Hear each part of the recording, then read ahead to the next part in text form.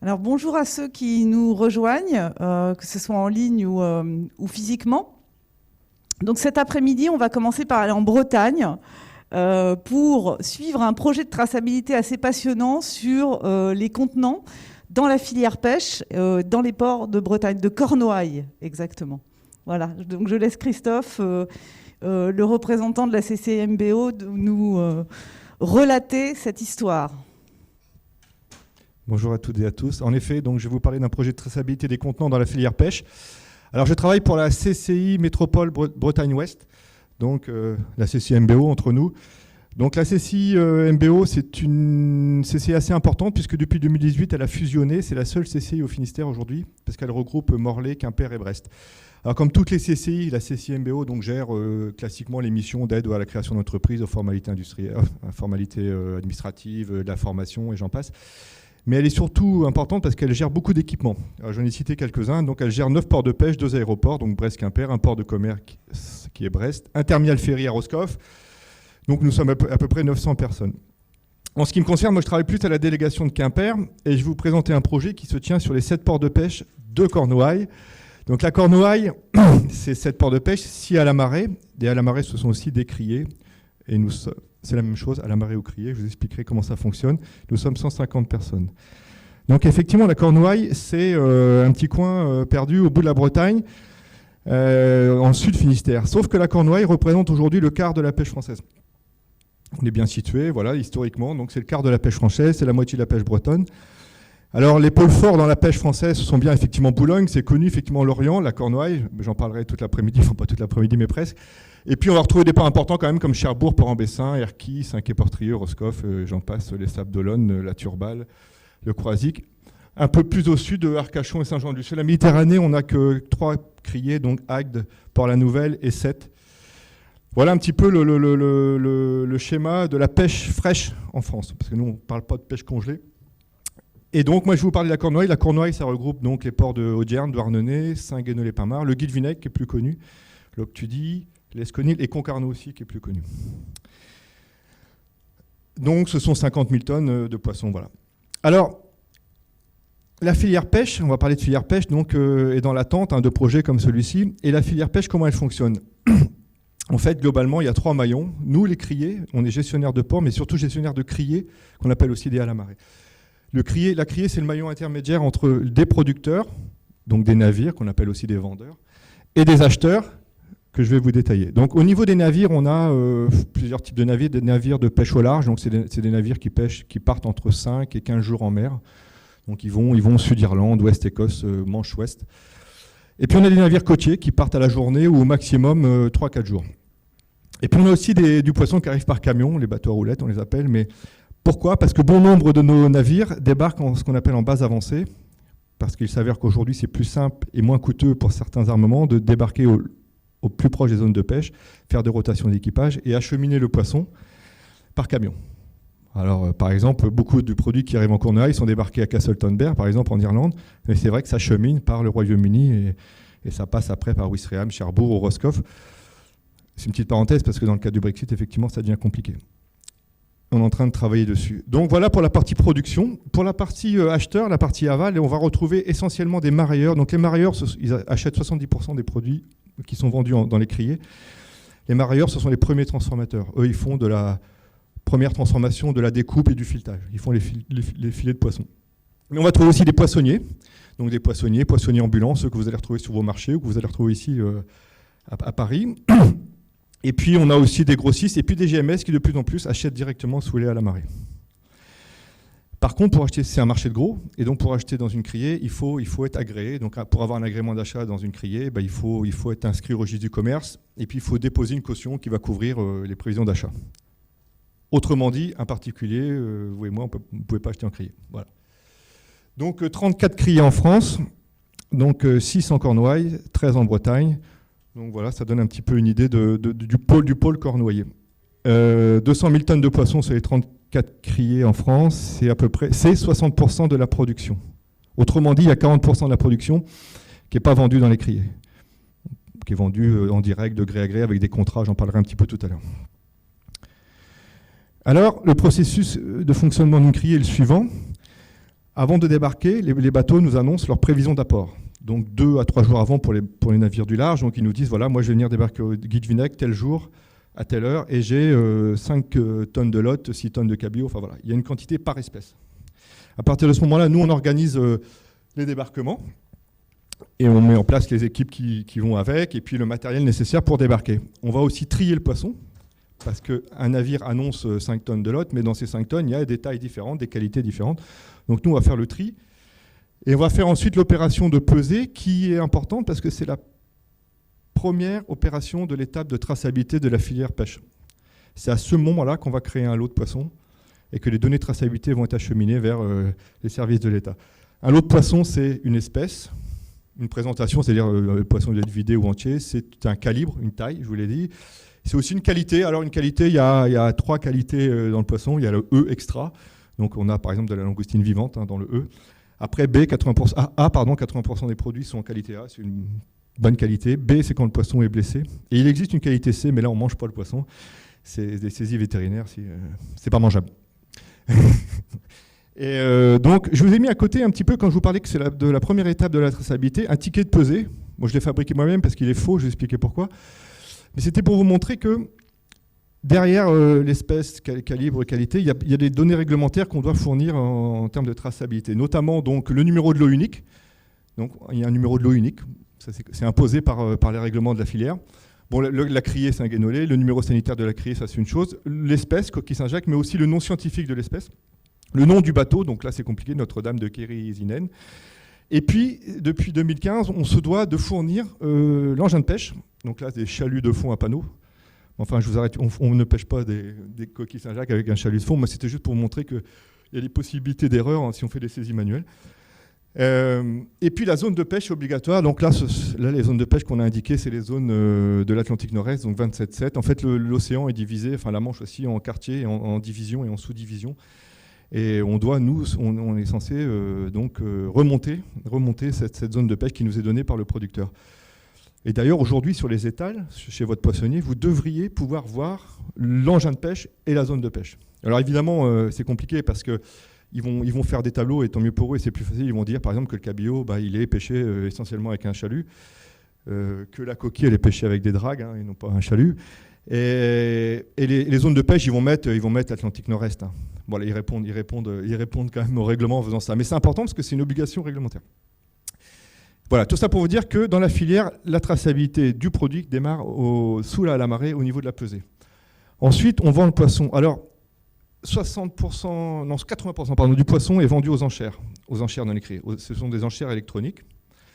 Donc le principe, on a un opérateur qui lance un prix, et puis il y a des pas d'enchères qui descendent, une enchère descendante, et alors ça dépend des espèces, mais en général c'est centime par centime, et le premier acheteur qui appuie a le lot. Alors celui qui est sous la criée, il appuie sur un émetteur, un petit boîtier comme ça, et puis 70% des acheteurs sont dans leur bureau ou peut-être dans leur lit, enfin ils achètent à distance. Et c'est vrai qu'aujourd'hui c'est important, pourquoi ? Parce que c'est une grosse quantité d'acheteurs qui achètent les yeux fermés. Donc c'est important, on le verra en termes de transparence et d'achat confiance. Donc, je disais 80% des produits sont vendus aux enchères. Ça veut dire qu'il reste des produits qui ne sont pas vendus aux enchères. C'est ce qu'on appelle la vente de gré à gré. Donc, c'est des contrats qu'il y a directement entre des acheteurs et des producteurs. Mais une partie de ces produits-là passe quand même sous la marée, sous la criée, et parce qu'on fournit un service, on va trier, je répète, on va peser. Et donc, pour le coup, on enregistre ces quantités-là. Ça, c'est important. Pourquoi je dis ça ? C'est parce qu'il reste une partie que nous, on ne voit pas. C'est le gré à gré, la vente de gré à gré pure. C'est la vente directe. C'est vraiment un poisson qu'on ne voit pas passer. Et c'est compliqué aujourd'hui, on l'a vu dans la période Covid, je fais une petite parenthèse, où il y avait une grosse problématique de commercialisation du poisson. Pourquoi ? Parce que l'export était fermé, l'Espagne-Italie. Nous, on exporte beaucoup de poissons d'Espagne en Italie, parce qu'il y avait le confinement, parce que les restaurants étaient fermés, la restauration collective. Donc en fait, il n'y avait plus de commercialisation. Et donc les pêcheurs ont tenté quand même de vendre de plus en plus en direct, au cul du bateau, comme on dit. Et c'est vrai que c'est des quantités qu'on ne voyait pas passer. Et ça posait un problème, notamment pour les services de l'État, parce qu'ils n'avaient plus la donnée, de prélèvement sur la ressource, quoi. Bon, c'est une petite parenthèse. Et donc après, on s'occupe de l'expédition. Alors le projet qui nous concerne aujourd'hui, c'est la gestion des contenants. Alors la photo, elle n'est pas faite exprès pour aujourd'hui, mais quand même. Il faut voir que ça, c'est un lot de poissons. Enfin, il y a 2 lots là. Donc un lot de poissons, c'est plusieurs bacs avec du poisson dedans. Et on voit que sur ce lot-là, il y a un bac de chez moi, Cornouailles Port de Pêche, il y a un bac de Granville, un bac de Port-en-Bessin, et de nouveau, on retrouve un bac de chez moi. Ça veut dire que la gestion des contenants, que ce soit en Cornouailles ou ailleurs, ça ne fonctionne pas. Ça ne fonctionne pas, il y a des fuites, je vais vous expliquer comment on peut avoir des fuites de contenants, mais toujours est-il que dans la filière, c'est catastrophique, on n'arrive pas à gérer les entrées-sorties on n'arrivait pas à gérer les entrées-sorties de contenants. Alors, à partir de ce moment-là, pourquoi il y a des fuites? Parce que, comment on fait? On met à disposition des bacs aux pêcheurs pour qu'ils partent en mer, des bacs propres. Il revient avec du poisson dedans, heureusement. Et il y a toujours un écart entre ce que lui a donné et ce qu'il nous ramène. On va regarder tout à l'heure pourquoi. Et de la même façon, les acheteurs qui vont acheter les lots de poissons vont repartir chez eux avec des bacs avec des poissons dedans. Et puis ils vont nous ramener des bacs sales, mais il y a toujours un écart entre ce qui a été acheté sucrier et qui revient. Pour multiples raisons également. Alors évidemment, c'est un impact économique important parce que, je vous le dis, donc on a des stocks insuffisants. Et le fait qu'on ait des stocks insuffisants, nous on commande, il faut le savoir, on commande un tiers de notre stock de bacs tous les ans. Donc c'est l'équivalent de 10 000 bacs, à 10 € le bac en moyenne, 100 000 €. Voilà. Alors ça paraît aberrant. Ça fait des années qu'on travaille sur le sujet. On a essayé plein de choses. On a essayé de mettre du personnel aux entrées-sorties pour compter ce qui rentrait, pour compter ce qui rentre, compter ce qui sort.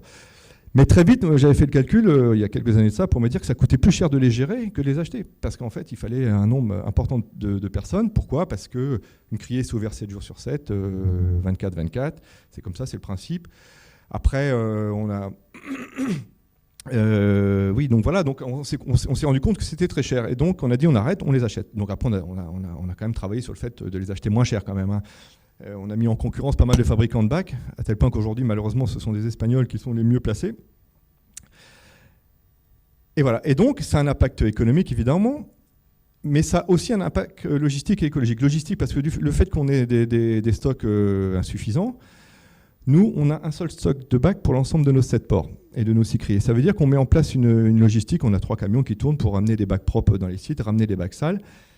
Et donc, ce n'est pas du tout optimisé parce qu'on n'a pas une idée précise en temps réel des stocks. Et donc, pour le coup, on fait des tournées non optimisées, des camions à moitié vides, à moitié pleins, enfin voilà quoi. Et puis, il y a un truc indéniable, c'est que ce sont des bacs en plastique et que le fait qu'on ne les gère pas, il y en a dans la nature. Alors, sur le littoral, je ne sais pas s'il y a des gens du littoral ici, vous avez tous, sur le littoral, au moins un bac de criée dans votre garage, j'imagine. Ou là, vous avez tous vu dans le jardin de quelqu'un un bac de criée avec des géraniums dedans. Enfin, je veux dire, ça se fait, ils sont très bien, ils sont très solides, donc ça fonctionne bien. Et donc, du coup, c'est compliqué. Aujourd'hui, on ne peut plus laisser du plastique dans la nature. Donc, à partir de ce moment-là, on a décidé de relancer le projet, de dire, voilà, il faut qu'on gère nos contenants. On a fait appel à une assistance à maîtrise d'ouvrage qui est composée de 3 entreprises. Donc, Divem Logistique, c'est une entreprise spécialisée dans la logistique industrielle et dans la gestion de projets liés à la supply chain. Darin Commerce, pour les mêmes compétences, avec des compétences aussi RFID. Et puis GS1, c'est pour ça qu'on est là aujourd'hui, GS1, qui, vous verrez l'intérêt de GS1 dans ce projet-là. Alors, la première mission qu'on a demandé à notre assistance à maîtrise d'ouvrage, à notre AMO, ça a été de faire un état des lieux des flux. Alors nous, on avait l'impression de connaître nos flux, on s'est dit, non, on va vous expliquer comment ça se passe. Et puis on leur a dit, non. Et puis ils nous ont dit, non, on a un œil extérieur, on va venir. Ils sont venus sur tous les sites. Bon, voilà, ils ont passé du temps, mais c'est très important parce que du coup, je ne vais pas vous détailler ce schéma-là, mais on va retrouver sur ce schéma-là quand même des producteurs, donc des bateaux, la chambre de commerce avec ses 7 ports. Alors ça, c'est important, 2 centres de lavage, parce qu'il y a un moment, les bacs vont passer au poste de lavage. C'est important dans le processus parce qu'on ne va pas remettre du poisson dans un bac sale. Donc il y a un moment, ce passage-là est obligé. C'est important dans le cadre du process du projet. Et puis des acheteurs, effectivement, que j'ai cités. Là, on a marqué marieurs, mais il n'y a pas que des marieurs. Et pourquoi je voulais vous montrer ça? C'est parce que, pour vous expliquer, là où il y a des panneaux de danger, là, d'où proviennent les fuites aujourd'hui. Donc je vous le disais un peu tout à l'heure, les fuites au niveau de la production, c'est parce qu'il y a des bateaux qui vendent directement, qui ne passent pas par la criée, qui vendent directement à des particuliers ou à des marieurs. C'est la vente au cul du bateau, comme on dit. Il y a ce qu'on appelle la godaille. Donc ça, c'est un terme de la filière. La godaille, c'est ce que le patron donne à son matelot pour nourrir sa famille. Alors évidemment, quand ils partent avec ça, ils ne partent pas avec une glacière, ils partent avec nos bacs.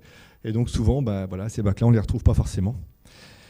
Des déchargements hors de notre zone, hors Cornouailles, c'est-à-dire qu'en fait, on va mettre à disposition des bacs à un bateau, il va partir en mer, et puis à la VHF, on va lui dire la langoustine se vend mieux au Croisic qu'aujourd'hui, donc je ne veux pas revenir au Guy du Nec, je vais aller au Croisic. C'est un bateau, par définition, c'est un engin flottant. Bon, voilà, donc ça va où ça veut. Et pour le coup, il y a des bacs de chez nous qui se retrouvent débarqués, vendus dans une autre criée française. Et ça, c'est une source de fuite également. Même si je m'entends bien avec mon collègue du Croisic et qui m'appelle de temps en temps pour me dire j'ai des bacs à toi, malgré tout, il n'y a pas de gestion fine, quoi. On ne sait pas exactement combien sont partis. De la même façon, côté filière aval, il y a des cessions, il y a des acheteurs qui achètent pour le compte d'autres acheteurs. Nous, on est en aveugle complètement par rapport à ça. Donc, on ne voit pas les retours de ces bacs-là.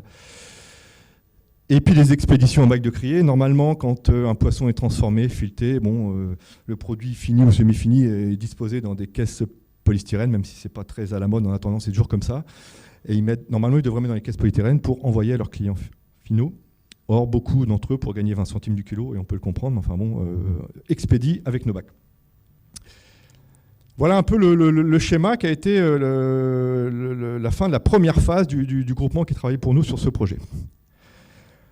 Alors après, avec le groupement, on s'est dit, la solution, c'est quoi? La solution, c'est de mettre un identifiant sur chaque bac. Ça a été la première réflexion. On dit, on ne peut pas continuer, on ne peut pas faire des gestions quantitatives comme ça, on va identifier chaque bac.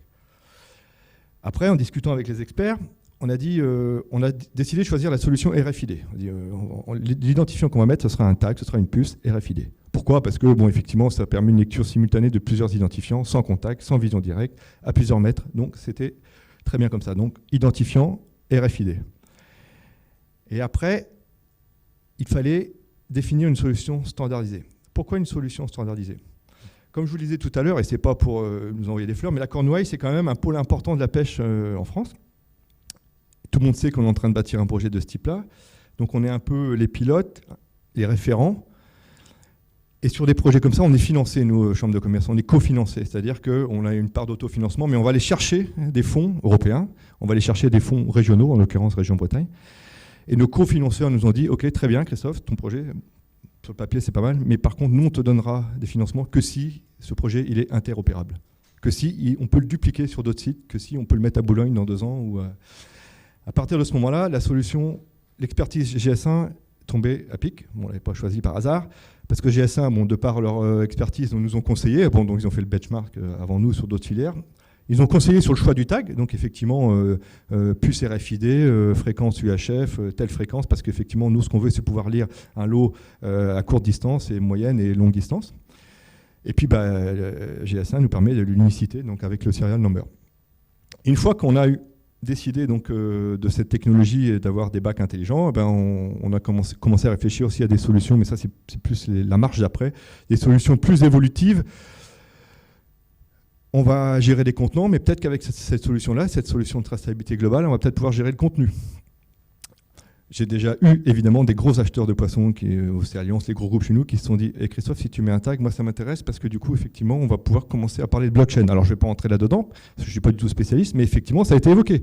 Ils se sont dit, plutôt que d'avoir aujourd'hui des données de traçabilité qui sont remontées à une base de données nationale tous les jours, pourquoi on ne ferait pas maillon par maillon avec des smart programmes qui vont bien là, et puis on valide maillon par maillon et avec les éléments que tu vas nous mettre que tu vas lier à ta puce, et ma foi, c'est sans doute la solution. C'est une petite parenthèse, c'est parce qu'on me sollicite beaucoup depuis qu'ils savent qu'on va avoir un bac tagué. Bon, après, possibilité de sous-traiter des bacs à des tiers dès l'instant qu'il y a un numéro unique. C'est intéressant. Amélioration des flux intersites, oui, parce que si moi, un bac de chez moi part à Cherbourg, ma collègue de Cherbourg pourra dire tiens Christophe, avec une lecture en masse rapide, j'ai 212 bacs de chez toi, je peux même te donner les numéros. Et puis voilà, après on décide si on va les chercher ou pas. Voilà, une fois de plus, on essaiera de faire des camions pleins. Voilà un petit peu comment le projet est parti, valeur de identifiant, tag RFID, solution standardisée, et puis après une solution un peu plus globale que je vais vous expliquer maintenant, parce que dès l'instant qu'on a décidé d'avoir des bacs intelligents, ça me fait marrant, ça me fait rire de dire ça, mais c'est ce que tout le monde pense, tu auras des bacs intelligents. On a décidé d'élargir un peu nos objectifs. On s'est dit, voilà, au départ, le projet, c'était gérer les entrées-sorties, supprimer les fuites de contenants, alléger la charge de suivi, oui, parce qu'aujourd'hui, pour suivre ça, comme on n'a pas une idée précise à l'instant T du stock, on envoyait des gens compter. Bon, voilà. On s'est dit, non, on va rester sur cet objectif principal, quand même, qui est de gérer les fuites de contenants, en mettant en place une solution de consignation, déconsignation. Le principe de la consignation, c'était de dire, voilà, vous, marins, je vous donne 12 bacs, mais en même temps, je vous donne avec des numéros derrière que je sais, je les ai lus, je vous les donne. Pareil pour les acheteurs, vous partez avec 25 bacs, mais j'ai les numéros. On vous donne une franchise de jours, 5 jours. Vous avez 5 jours pour les ramener. Si au-delà des 5 jours, vous ne ramenez pas les bacs, eh bien, on met un tarif de location en place. C'est temps par jour. Voilà. L'objectif pour nous, ce n'est pas de gagner de l'argent, c'est que les bacs reviennent. Enfin, essayer de ne pas en perdre toujours. Enfin, donc, c'est que les bacs reviennent. Et ça, on en a déjà discuté avec les usagers, parce que, bon, effectivement, c'est un changement. Hein. On dit usagers, ouais, on dit, parce que ce n'est pas des clients vraiment, mais les producteurs et les marailleurs, chez nous, c'est des usagers. Et donc, ils voient l'intérêt, que j'expliquerai tout à l'heure aussi, quand même, avec ce projet-là, évidemment. Mais malgré tout, ils auront, en termes de gestion, à faire attention, parce que nous, on va prélever directement à la source, c'est-à-dire sur la feuille d'achat ou la feuille de vente, si c'est un producteur, on va prélever directement ce tarif de location s'ils ont dépassé cette franchise de jours. Avec nos bacs intelligents, on s'est dit, non, on va aller au-delà du suivi des contenants. On va utiliser les RFID justement pour faire une traçabilité au contenant. Du contenu au contenant. C'est-à-dire qu'en fait, aujourd'hui, on livre des lots de poissons. Comme je vous montrais tout à l'heure sur la photo, un lot de poissons, c'est plusieurs bacs. Quand un lot arrive chez un industriel, il est souvent splitté parce qu'ils ont plusieurs lignes de production. Et donc, à partir du moment où on va séparer le lot, on va perdre la traçabilité. Enfin, aujourd'hui. Quand on leur a dit qu'on allait les pucer, les bacs, ils ont dit super, moi je ne perds plus la traçabilité, je lirai à l'entrée de ma chaîne et voilà, pour le coup, on monte une marge supplémentaire qui n'était pas l'idée de départ, mais enfin voilà. Et enfin, alors ça concerne nos processus, on va utiliser donc la puce RFID pour améliorer la productivité des opérations de vente, c'est-à-dire qu'aujourd'hui nous on vend sur des convoyeurs, après donc c'est manuellement ou avec des chariots élévateurs, on allotit, c'est-à-dire par client, on dit voilà, ce lot-là il appartient à tel acheteur, on va les allotir. Dès l'instant qu'on met des puces, on va les lire, on va pouvoir robotiser. Donc c'est un projet qui est en parallèle. On est presque à la fin du cahier des charges sur ce projet-là. On pourra dire, voilà, le lot qui arrive, il a été acheté par Océalliance, on le prend, on le met dans la pile Océalliance. Voilà. Donc d'une solution au départ gestion entrée-sortie, c'est devenu une solution globale de traçabilité. Alors, la solution cible, hein, donc très rapidement, donc en fait, avec le groupement, avec l'assistance à maîtrise d'ouvrage, on a défini les points de lecture. L'objectif était d'automatiser au maximum. Donc on va retrouver à la fois des points de lecture fixes et des points de lecture mobiles. Alors les points de lecture fixes, c'est la sortie des bacs de ce qu'on appelle de nos stocks de bacs propres. C'est-à-dire qu'on va passer sous les partiques des quantités. On va attribuer ces quantités assez facilement au producteur. On dit voilà, tu pars avec tant de bacs et ta numéro. Alors pendant les heures d'ouverture de la criée, on aura un opérateur qui sera là et peut-être même qui sera là pour saisir quel pêcheur prend les bacs. Et en dehors des heures d'ouverture, effectivement, l'idée c'est de dire on donne aux pêcheurs donc un badge hein, et puis voilà, ils passent dans le portique, ils s'identifient avec le badge. On va associer ça aussi avec des solutions vidéosurveillance quand même, parce qu'il faut quand même assurer le coup. Et voilà, donc voilà comment démarre le processus. Donc lecteur fixe pour la sortie des bacs propres. Et après, les bacs vont revenir avec du poisson au poste de pesée. Pareil, c'est des lecteurs fixes sur les postes de pesée. On va lire les bacs qui sont revenus avec du poisson dedans. Et dès l'instant qu'on lit, on peut déconsigner les bacs au pêcheur.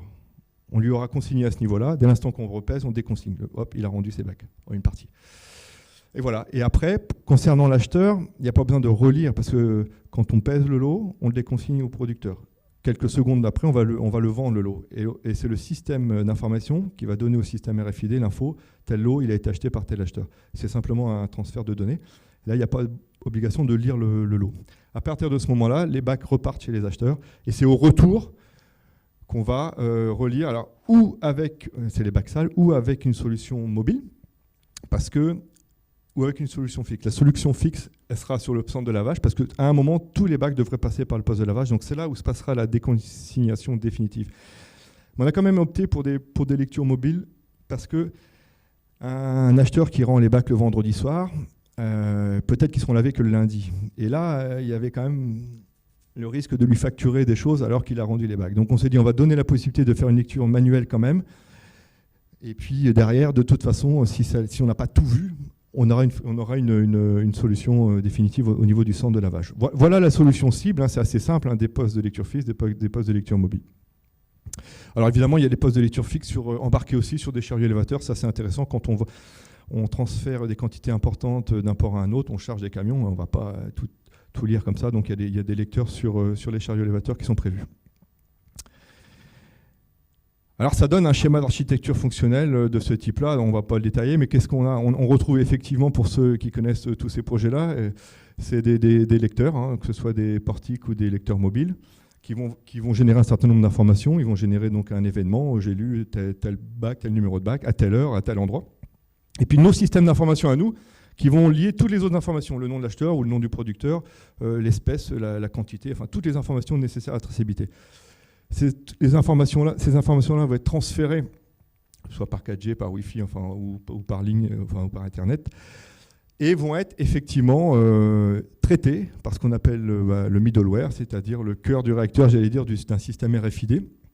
Et le middleware, il va traiter les données. Alors, il va à la fois faire une supervision de gestion de stock. Donc là, c'est classique. Hein, on pourra avoir en temps réel, chacun pourra avoir son stock, hein, les producteurs, les acheteurs, nous.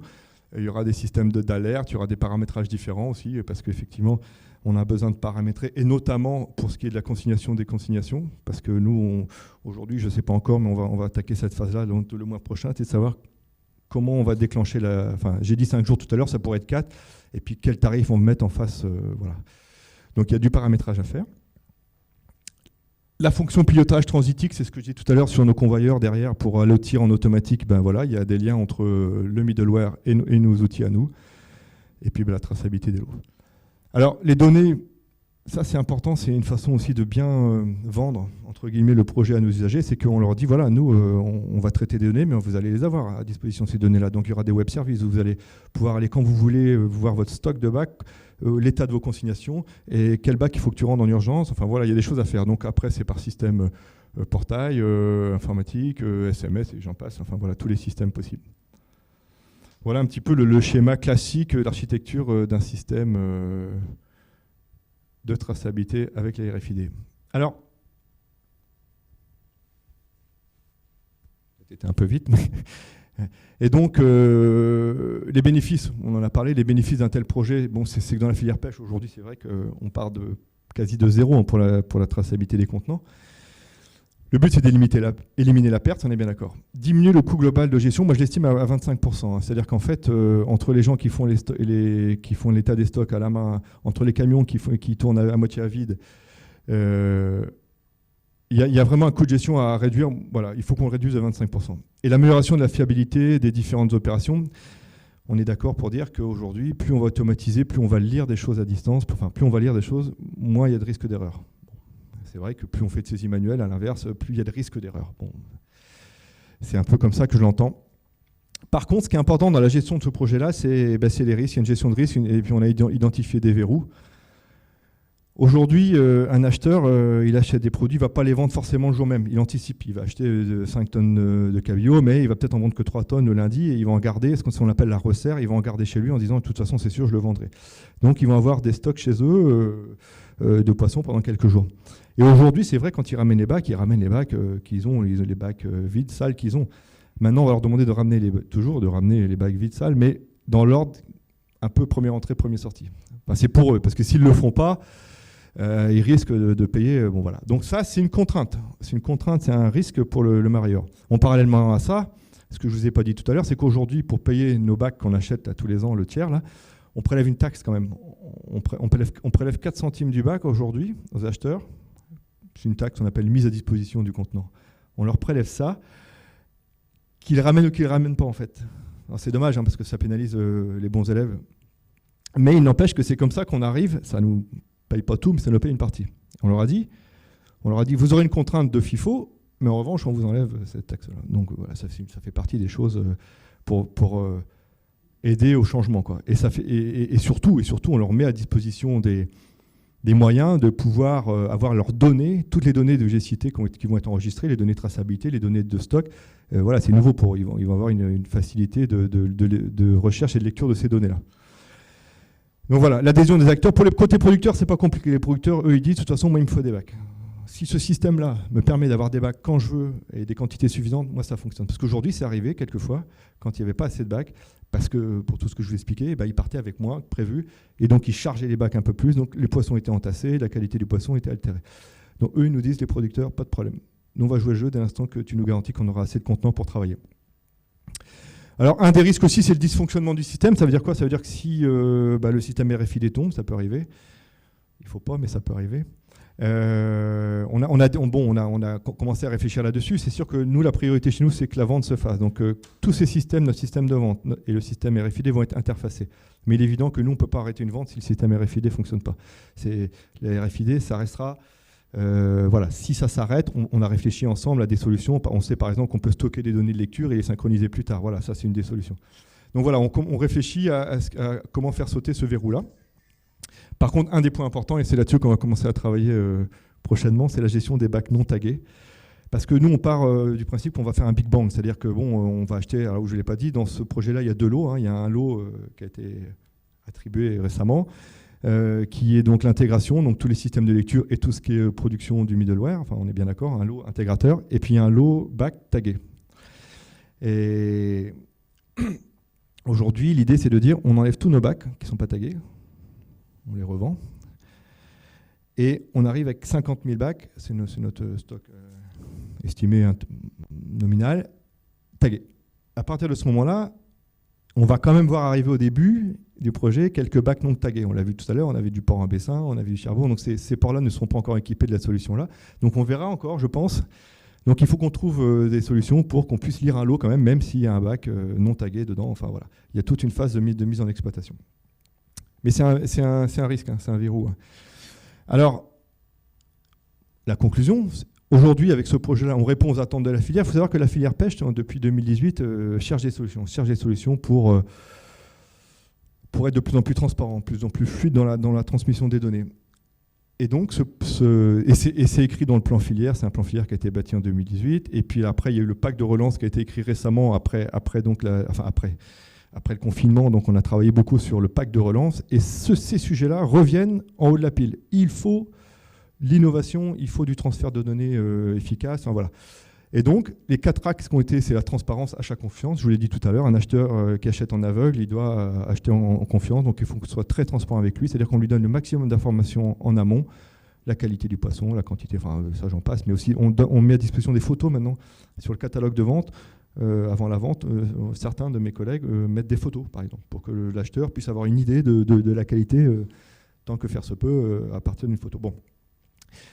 Il y a prévision d'apport, avoir des prévisions d'apport les plus fiables possibles. Donc c'est en dehors de ce projet-là, mais c'est important, la filière nous attend sur ça. C'est-à-dire que la filière veut, à terme, et nous on se bat pour ça, que les bateaux, dès l'instant qu'ils font un trait de pêche, ça s'appelle comme ça, dès qu'ils relèvent le chalut, qu'ils mettent le poisson à bord, qui pèsent, enfin ils connaissent assez vite la quantité qu'ils ont à bord. Nous, ce qu'on souhaiterait, c'est d'avoir les informations en temps réel. Donc interfacer les systèmes à bord avec nos systèmes. Voilà, donc ça c'est ce qu'on attend. Et puis voilà le projet, notre projet de traçabilité rentre dans l'axe 3, du plan de filière, c'est-à-dire avoir une meilleure circulation des flux d'informations sur les lots commercialisés. Et on est pile poil dedans, donc c'est rassurant. Et lisibilité des systèmes de vente, ouais, l'idée pour la filière, pour les attentes de la filière, c'est que sur les 34 à la marée française, on est à terme, pas le même fournisseur, mais presque de systèmes informatiques, c'est-à-dire avoir des écrans d'achat qui sont les mêmes, parce qu'aujourd'hui, un acheteur achète à Auguille-Vinec, achète à Boulogne, ils achètent sur plusieurs sites, et ils ont en face d'eux des outils différents. Donc l'idée, c'est d'harmoniser au maximum tous ces outils-là. Et enfin, donc, où en sommes-nous sur ce projet-là? Donc on est dans les temps, on a notifié le marché, lot 1, lot 2, et à partir de la semaine prochaine, enfin ce sera pas le 6-10, mais un peu après, on va commencer à faire ce qu'on appelle la conception détaillée, c'est-à-dire qu'avec l'offreur de système RFID, on va commencer à regarder comment interfacer, on va rentrer dans le spécifique, des développements spécifiques, des interfaces entre nos systèmes d'information et le middleware.